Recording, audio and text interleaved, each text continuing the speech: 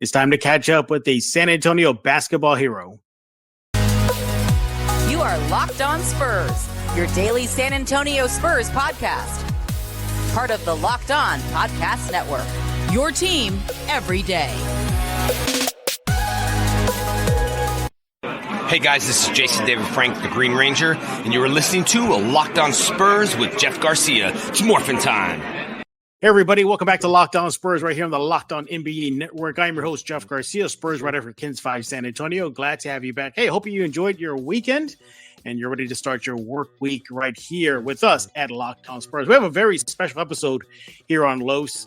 We're going to be talking to San Antonio's very own and member of the newest team with the NBA G League, the Capitanes de Ciudad de Mexico. He is the one, the only Orlando Méndez-Valdez. Orlando, welcome to Locked On Spurs. Hey, how you doing? Thanks for having me. By the way, hope you had a great Thanksgiving. You and your family, friends, everybody. I couldn't ask for any more. Got to spend to see familiar faces, eat good food, prepping everything, doing good, having a good Thanksgiving so far. Hey, how do you balance that, being a professional athlete and knowing you can't overeat too much because you got a game soon? Yeah, that's the hardest part, right? During the holidays, everyone's kind of laying loose. They don't have to go to work the next day, and the calendar of a professional athlete kind of watch what you eat, and then you also have a game the next day or 2 days later. So it's always part of it. Yeah, I bet. Well, we're going to be talking today with Orlando, his career, which actually started in San Antonio with Lanier High School and has taken him all the way to the Capitanes de Ciudad de Mexico of the NBA G League, including stops in Mexico with the Professional Mexican Basketball League there, where he was the Rookie of the Year in 2010, and all across the world. So, Orlando, let's start from the beginning, or right here in San Antonio with Lanier. That's where you really took off. Your jersey's retired there. Talk to us your career. How much does San Antonio mean to you to help it and help you launch your pro basketball career? Yeah, it's something I didn't understand. So, I got older of why, San Antonio in general, a lot of athletes don't get recruited or get the exposure. But, after I got older talking to coaches, it just kind of makes sense as far as logistics. Right. For recruiters to come into Houston and be able to tackle Dallas and Houston all in one weekend, and then with San Antonio being, a further drive down south, kind of just messes up the logistics. And Houston and Dallas in general, with such big cities with a lot of talent. So sometimes we get overlooked in San Antonio, and in my case, that's kind of what happened when I was at Lanier High School. It was a situation where obviously I didn't have the physique to get a lot of attention, but apart from that, I wasn't kind of playing in the right tournaments or being seen with that exposure. Well, nevertheless, you definitely made your mark in San Antonio basketball. You were named the San Antonio Player of the Year your senior year, first team All-State honors. Your jersey number was retired in 2009. You've done a lot, and you're one of the many familiar names, pro basketball players that's come out of San Antonio. You have Jordan Clarkson with the Jazz, yourself with the Capitanes. You have Shaq. The list goes on and on and on. How does that make you feel? Well, amongst a lot of great players that have come out of San Antonio. You got Tony Crocker, you got Marcus King, you got George, you got a whole bunch of guys and just to be mentioned within players of that caliber, it's a great feeling. But when I started this journey in basketball, it wasn't necessarily for me. It was more so being able to pave the way for the next generation of Mexican Americans. Going to Lanier High School and growing up in the West Side, primary, a lot of Mexican American kids, and I just wanted to be that example, and that's what I try to do even to the end of my career, is trying to break those barriers and hopefully the next kid that picks up the torch is taking it to another level. Well, you definitely set a good foundation for Mexican kids that are looking to make basketball a career like you have. And you definitely have the blueprint. And even if it's not in the NBA, because I believe you entered the 2009 NBA draft, you definitely chased that pro career. You started playing with the Mexican Basketball League, the LNBP from 2009 to 2016. Even you've gone as far as to Israel, playing with Maccabi Haifa. You know, that determination that you showed to make your pro career come true, that took a lot of courage, Orlando. How did that factor into, you just chasing that dream, knowing that you're going to find it wherever you can? I think everything came down to determination, having faith in you as an individual, having that confidence. And then obviously, throughout each phase of my life, someone has came into my life in a pinnacle point, one being my spouse, my wife. And it helps to have that foundation, but apart to have a spouse or a relationship with someone that can bring the best out of you. Me being able to travel across the world and play with and different countries. I think more than anything, it was that support system that I had and being disciplined enough that, no one's going to hold my hand through this. And I'm a professional now. I got to maintain and improve my self awareness with everything. So honestly, it comes down to that, having that faith and having that support system. And everything, is kind of micro, as far as time management and discipline and watching what you eat, different habits that you build daily. But more than all, it's that support system. Tell us about playing overseas. What was that like? What did you experience? Because you go from San Antonio to Israel at one of your stops. I mean, that must have been just some sort of culture shock for you.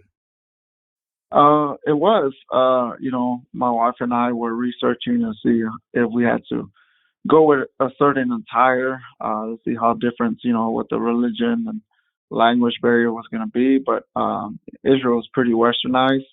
There was enough people that spoke English to be able to get by. Right. One thing that totally took me by surprise was how amazing the food is. Really? That's one thing. Yeah, among basketball players, you call friends that have played there before, and you're like, hey, kind of give me the scoop or what's pros and cons. And one thing that a lot of players never mentioned to me was how amazing the food is. And I think that's one of those things where once you start traveling and you start having favorite restaurants and you wish you could just bring back home with you.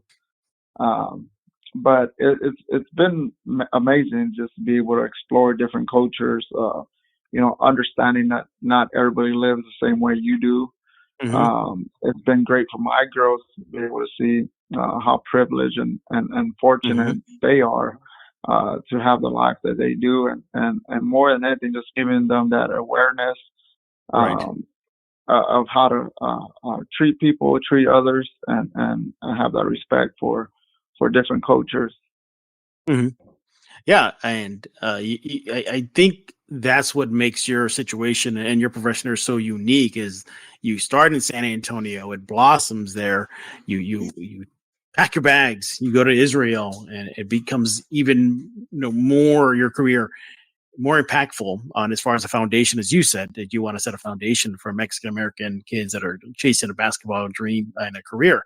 I mean, you won the 3-point shootout contest at the Israeli League All-Star event. I mean, that touch, you still have that touch, don't you, Orlando, right? You can still knock it down from anywhere, right? Steph Curry, watch out, right? Today's episode is brought to you by Prize Picks. First-time users can receive a 100% instant deposit match up to $100 with promo code Locked On. That's PrizePicks.com, promo code Locked On. And I want to talk to you about Turo. Turo is the world's largest sharing marketplace. With Turo, you can book any car you want, wherever you want it, from a community of local hosts. Browse a huge selection of vehicles for just about any occasion or a budget across the U.S., UK, Canada, and Australia. Book a spacious SUV or minivan for a family road trip. Get a classic or luxury car for a special event, birthday, or holiday. Find an affordable economy car if you're on a budget and just need to get from point A to point B. Test drive that new electric vehicle you've had your eye on and see how it fits in your everyday life. Many tour hosts can even deliver the car right to you. Every trip is backed by liability insurance. Terms and conditions and exclusions apply. Forget boring rental cars and find your drive at Turo.com.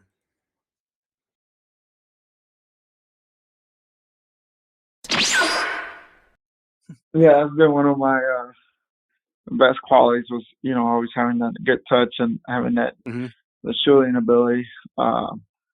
Obviously it's something that you don't lose even with age. And even if I get out of shape, I'm still able to walk into a gym and knock down a couple of jumpers.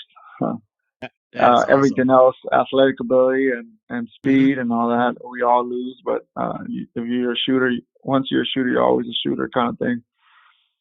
We're talking with Orlando Méndez-Valdez. He is with the Capitanes de Ciudad de Mexico of the NBA G League, the new team playing with the G League. And he's here with us right here on Locked On Spurs discussing his professional career playing against the Austin Spurs, which we'll get to in a bit. Of course, we have the San Antonio Miami game out in Mexico City coming up soon, and much, much more on this episode of Locked On Spurs. Orlando, I think something that does not get highlighted enough in your career is that you were a part of Team Mexico in 2013, and you helped them go to the gold medal game against Puerto Rico in 2013 at the FIBA Americas Championship. Can you talk to us about that experience, playing, for the home country, playing in a pressure cooker setting game? What was that like? It was amazing. That's probably one of the most accomplished tournaments that I would say as far as my career goes. That was a time of age where, I was number 1 or 2 as far as the option within the system, and be able to get that responsibility and be able to give results while having that responsibility within the team and, leading them to a gold medal and over 40 years for Mexico. It was huge for me. And for all of us as a team in general. We had a lot of eyes watching, and like I said, it was history in the making. It was one of those ordeals where you just kind of come in with a chip in your shoulder. You look at the rosters of all these different teams that have NBA guys, well-established names. So it was one of those determination games where, let's go out there and let's show what we got and what we've been working.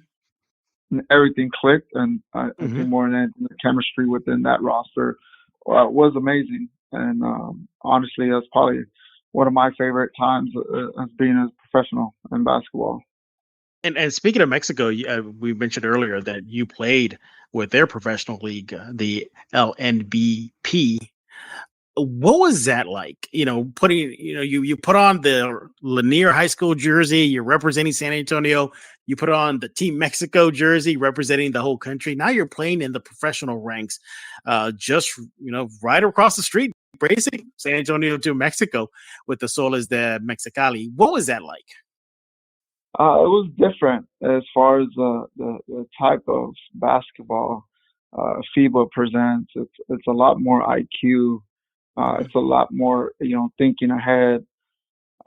You have, age ranges from, 20 to 38, 40 years old. So you're able to do some things on the court with youth, you just being young. And then there's other guys that have been playing the game so long that are just so smart and so with how to play defensively when they're not that fast or they're older. Understanding angles, understanding rhythm, pace. So it was a learning experience to me because you'll see this 36-year-old and I'm coming in as a 22-year-old.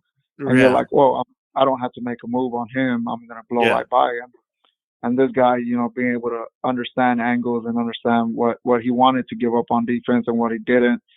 And being smart in that aspect, it was I quickly noticed that, this game is more than just, being young, athletic, and and fast. I got to think it through more, and so that league in Mexico was that for me. It was my growth as a player, to be able to understand more of the international basketball.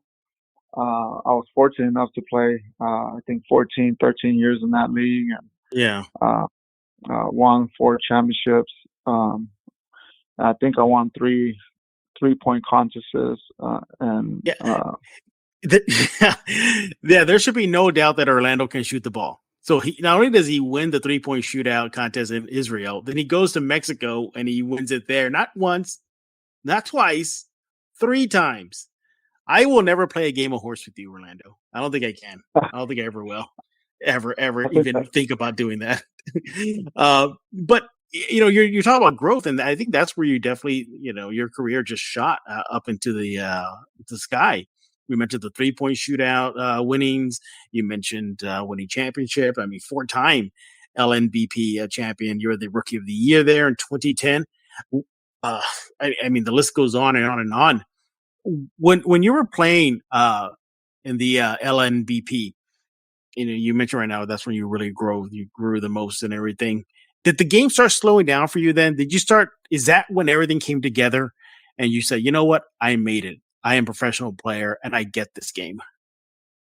Yeah, that's definitely where I understood, the schemes and what opponents were trying to do, and understanding that each game was going to present something for me on offense that was the game telling me, hey, look, they're giving this up and you got to capitalize on this. It was not until then where I slowed down the game and I was able to impose what the defense was giving me on offense, and able to play a lot smarter on defense. So I think that's when the game really slowed down and it was more of a cat and mouse kind of game.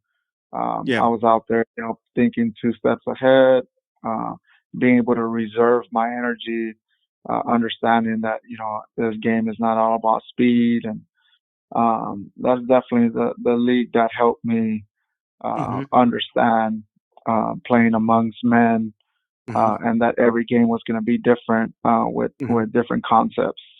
Yeah. I mean, from winning titles in the Mexican League to representing Team Mexico at the FIBA America's Championship. You also have Pan American game experience, Central basketball experience in 2016. Y'all won the silver medal. 10-time LNBP All-Star. The list goes on and on. And even your college career is impressive. AP honorable mention in 2009, Sun Belt Player of the Year in 2009.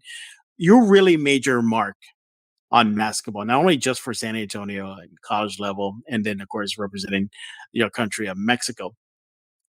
That has to make you feel proud when you look back. But, you did chase the NBA dream. Again, we mentioned you went undrafted. Has that ever bothered you, that the NBA never came knocking on your door? Or did you feel in a weird way that, you know what, this was the right path for me? This is how it was supposed to happen? Hey, thanks for making Locked On Spurs your first listen today. Second listen, check out Locked On Sports today. From the games that matter the most, the biggest stories in sports, go beyond the scoreboard and behind the scenes with local experts and insights only Locked On can provide. Locked On Sports today, available on this app, YouTube, wherever you get podcasts. And I want to talk to you about Prize Picks. Prize Picks is daily fantasy made easy. Look, I have tried it. It is so much fun. You definitely got to try it too. So how does it work? You pick 2 to 6 players, and if they go on to score more or less than their Prize Picks projection, well, you can win up to 25 times your money on any entry. You're not competing against other people. It's just you versus the projections available.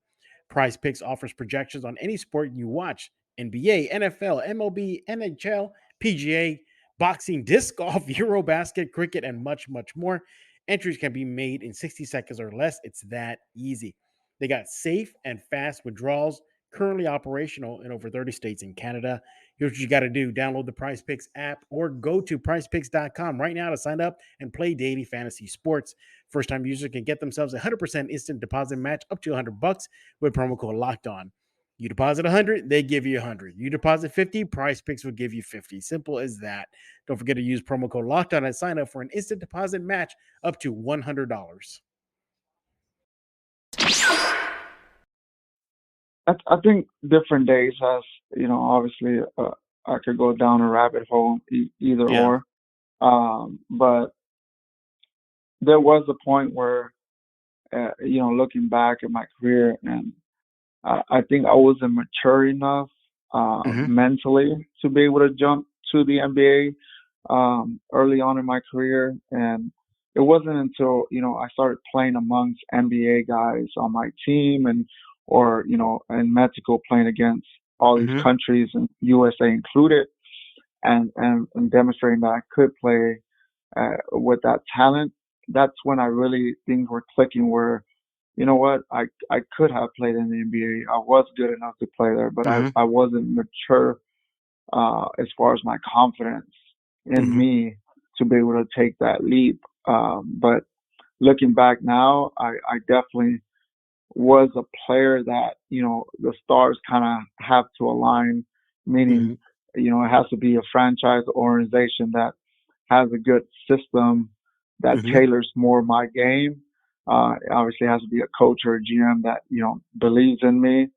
And then I have needed to have, a little bit of luck on my side as well. So I wasn't that kind of athlete or that kind of player where, this kid could make it anywhere you put him as far as a system goes.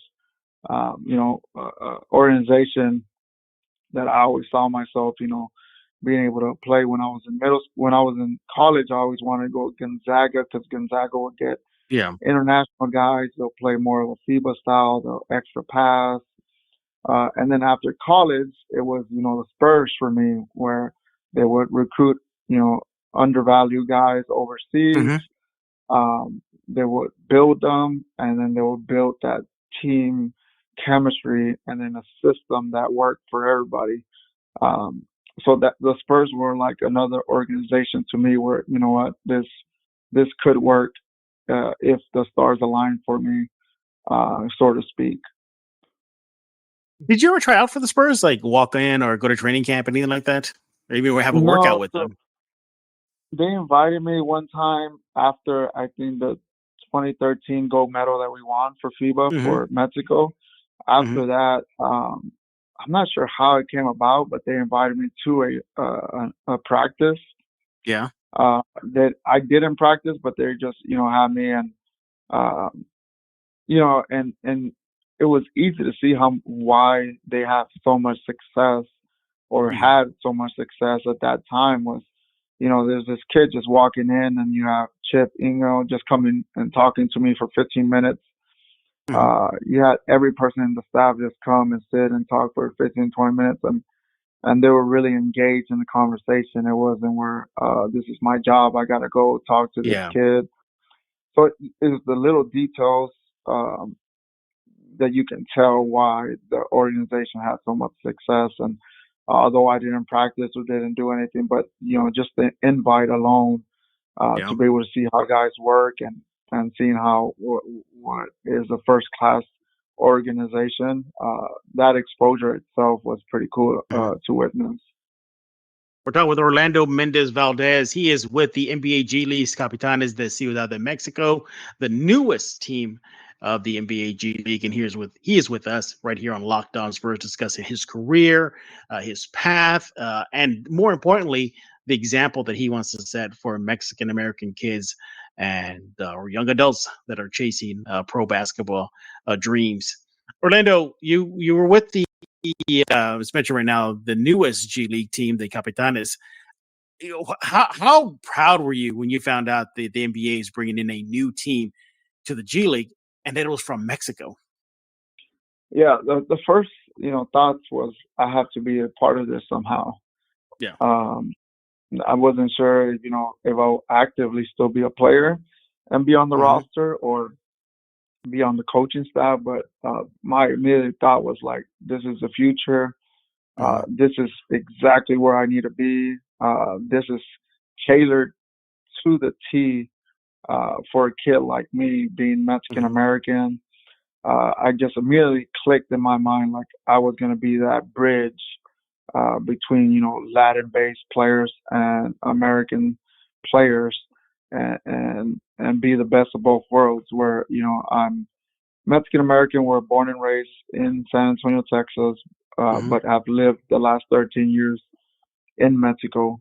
Right. So I was it was almost that calling where it's like my last 20 years of my life has brought me to this point. So I was excited. And when they called me and they wanted me to be on the team and go to training camp, and it was just a burst of excitement knowing that I'm going to come back to Austin or Texas and play against these teams and have my community, my family, my friends come and watch me. So I knew that was one of those sunset fairy tales for me to be able to retire, and I jumped on the opportunity.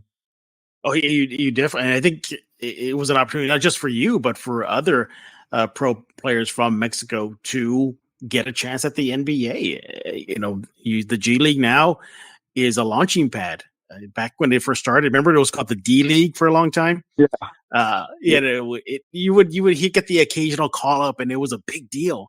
Nowadays, it's common for players to get a call up, and not going to be surprised if a player from the Capitanes does get the call up to the NBA at some point in the season or in future seasons.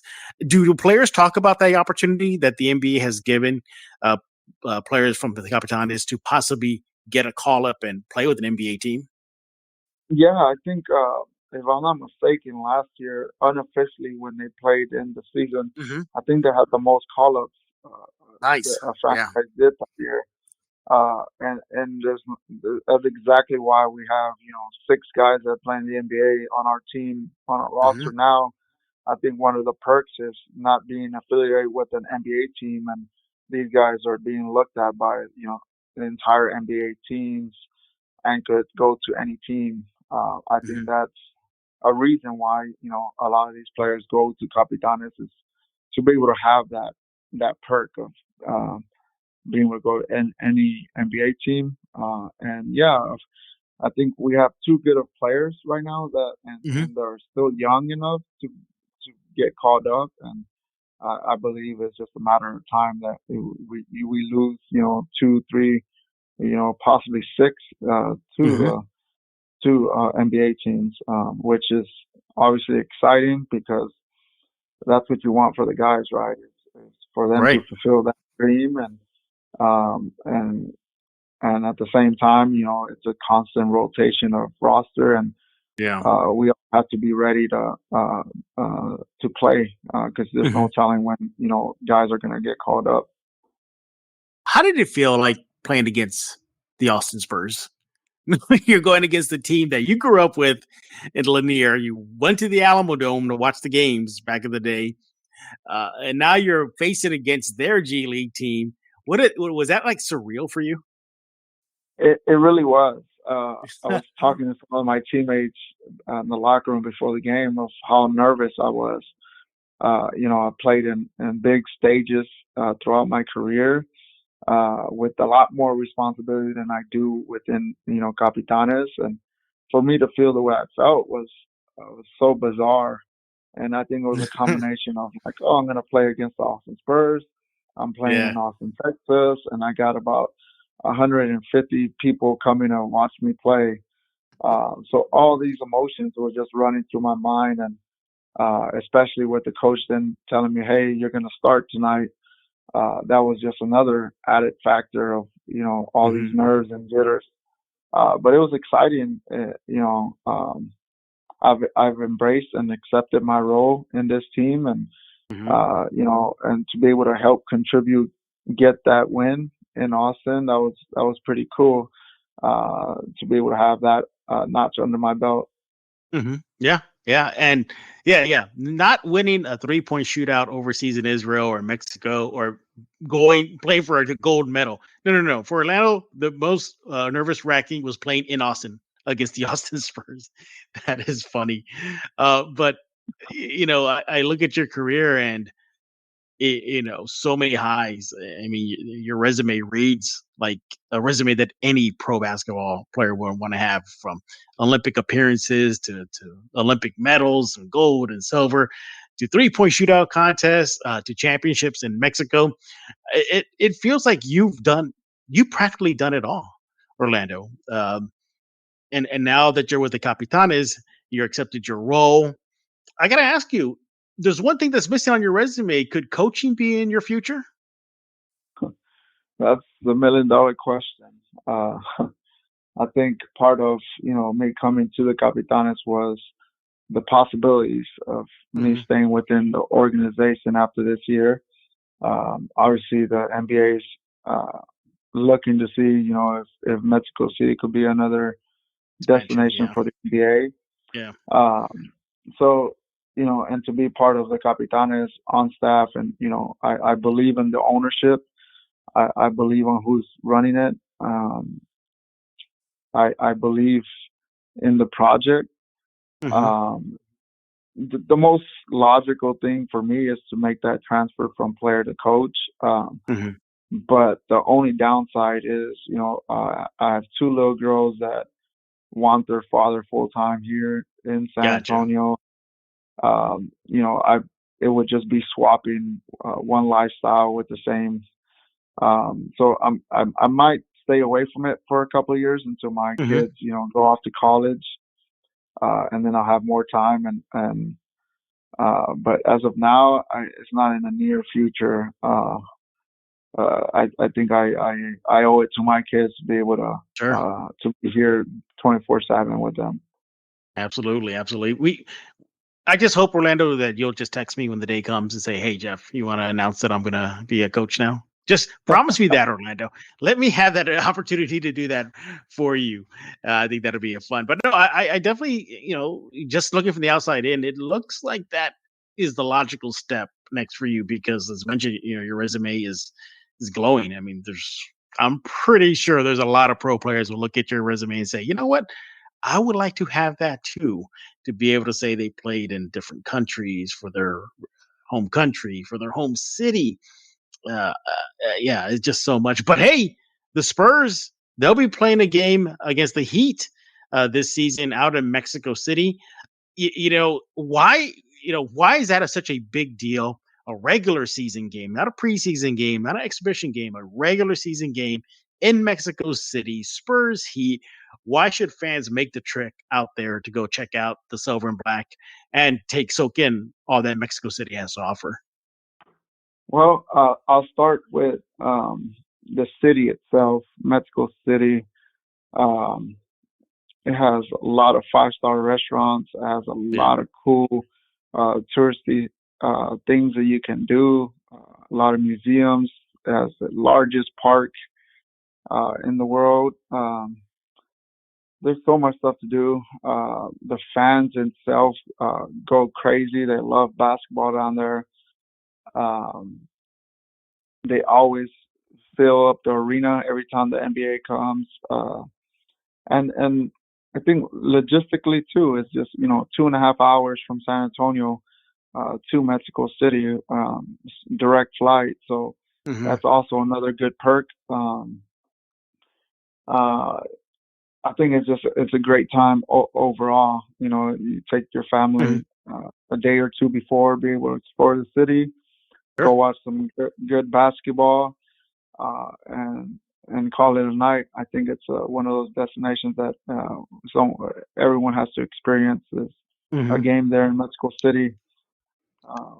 And more than anything, the Spurs being, from San Antonio, a huge, Mexican American or Mexican following. Yeah, are the Spurs pretty popular out in Mexico City, or just Mexico itself? Yeah, they are for sure. Yeah, it definitely helps that all those championships they have won in the past definitely helps. But they are a team favorite for sure. I was going to ask you, were you able to meet Manu Ginobili? I think he was in Mexico City recently to promote the upcoming game, Spurs-Heat. Have you ever had a chance to interact with him? I have not. And interesting. He is the one role model player that he is my favorite player of all time.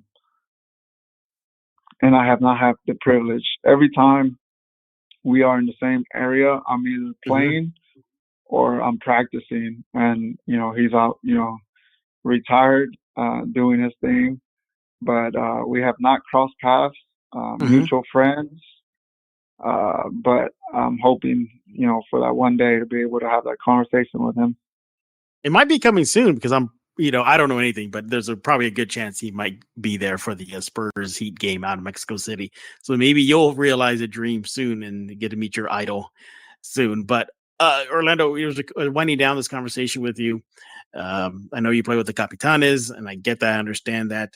But what are your thoughts on the hometown team, the Spurs, this season? Kind of going through a rebuild. What is your take on all this? The direction the team is going in. I think there's a lot going on.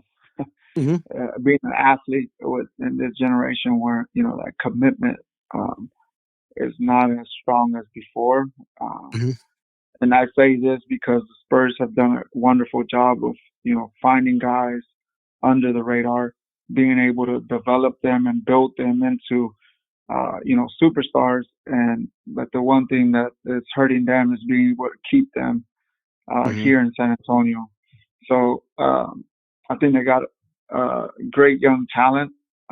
It's pretty fun to watch them, demonstrate that passion, that determination out there on the court. It's one of those things that making a transition, rebuild. But these new names are coming up, and you're like, wow, like where did they find this guy? Where did they get this guy? And that's cool to witness, and it's good that there's still organizations that are able to build those type of players. Yeah, absolutely. Yeah. And, talk about a quote unquote rebuild, because they're sure not playing like they're in a rebuild. They're competitive this year. They were very competitive. Yeah.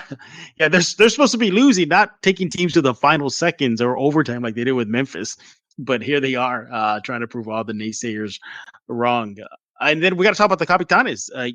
Tell everybody how they can check out your team in action. G League. How can fans tune in to watch you and your teammates hoop in the G League? Well, tonight we play against the Rio Grande Vipers down in Edinburgh here at 8 p.m. I think the Capitanes in general is a great team to watch. There's a lot of big names in our team. We started off on the right foot as far as our record goes, and got some good wins. Definitely could just search on social media or internet as far as Capitanes Ciudad de Mexico to be able to check out the schedules. We still got to play Texas Legends, and we come back in December and play against Austin Spurs again. So we got a lot of basketball ahead of ourselves, and I think we're a fun team to watch. You're probably going to get asked for a bunch of tickets for the next Austin game, aren't you? Get ready, Orlando. It's coming again. Just brace yourself. I don't mind it at all. It's a good thing to have. Will you be nervous again? Will you think so. Yeah. I don't think I will. I think the jitters will be gone. I think it would be one of those ordeals where like, all right, we've been here before, and same as always kind of thing. Orlando, I'm not a coach, but I've had to give one advice to the Austin Spurs when it comes to defending you. Don't leave them open. Don't leave Orlando open. He'll drain the three on you. Just get ready for that. Orlando, we want to thank you for hopping on Locked On Spurs to discuss your journey, your basketball journey, which started in San Antonio, taking you across the seas to Mexico, and now with the G League team, the Capitanes. Is there anything else that you want to promote out there, or anything you want to get out, a message to those Mexican-American kids that are searching and looking for their way to become a pro basketball or just a pro athlete in general? What would be your best advice for them? I think to stay humble, stay focused in what they're doing, because the resources are out there. If I had, a team like this in the G League Capitanes where they favor Latinos because they're trying to, build something, it's a good resource to have. It's a good exposure. It's something to look forward to and kind of set that standard as a player. So there are things that are out there to help you. And I think Capitanes in general for Latin-based players is one organization that could be perfect for that next generation, that next kid playing. And the only thing I would say is just stay dedicated, stay devoted, stay in the gym, and it's going to be a job. Yeah, definitely. You are a role model for Mexican-American kids that are hoping to become pro basketball players just like you did. And any social media do you have? Instagram, Facebook, anything like that where fans can follow you? They can follow me on Instagram. It's probably the most active. It's OMV2033. I have every social media platform, Twitter, Facebook, but I would say Instagram is the most active. All right. Well, there you have it. Once again, thank you, Orlando, for hopping on this episode of Locked On Spurs. We appreciate you taking time. And again, if you're going to make a coaching announcement, please let me know. Yeah, my number. Just text me, please. I appreciate it. I'll be happy to break that news for you and get all of San Antonio excited for your next chapter, if and when that does come. You're on Locked On Spurs. So for Orlando Méndez-Valdez, I am Jeff Garcia. We're going to put a lock on this episode of Locked On Spurs.